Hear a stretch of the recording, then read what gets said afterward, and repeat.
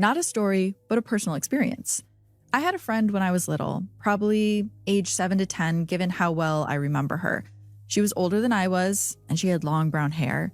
She always wore the same thing, black jeans and a red polo shirt. She would just show up and play with me. Usually we would play Barbies. We would play together for hours, and then she would tell me she would have to go, and she would leave. One night, when I was 10, I woke up and one of my Barbie dolls was standing on my dresser, and her little purple plastic brush was going down through her hair. I couldn't see anyone holding it, but somehow I just knew that it was my friend. I sat up in bed and I sternly told her that I didn't like what she was doing and that she was scaring me. The brush stopped, the Barbie laid down, and then all was quiet. I laid back down and I went back to sleep. I never saw my friend again after that.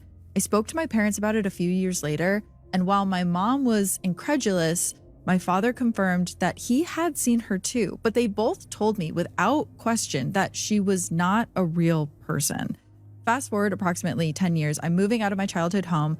I had already been gone for a couple of years, but hadn't actually moved any of my things out. The day after I had mostly cleared out my room, my dad called me and said, "I have kind of a weird request for you. Could you come by and tell your friend that you're all right?" I was taking a shower and I saw her walk through the bathroom. Then your bedroom door opened. I called to her, but I don't think she listens to me. So I did just that. I went home, I went to my old bedroom, and I swear I could smell her there. My room smelled like incense, despite none ever being lit in there. I sat down in the middle of the floor and just talked for a while.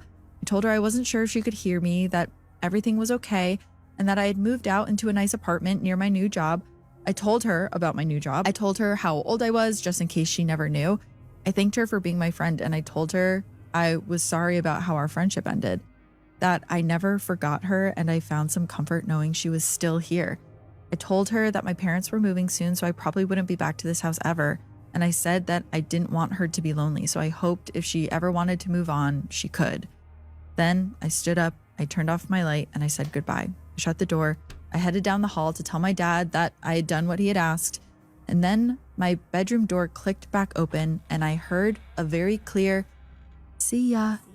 I turned around to look, but decided to leave the door open, and I just waved. I'm 36 years old now, and I had my daughter last year.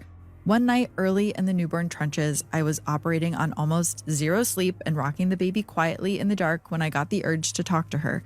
I introduced my baby out loud, and I talked about my birth experience. I told her how old I was now and how I was told I couldn't have children, but here we are.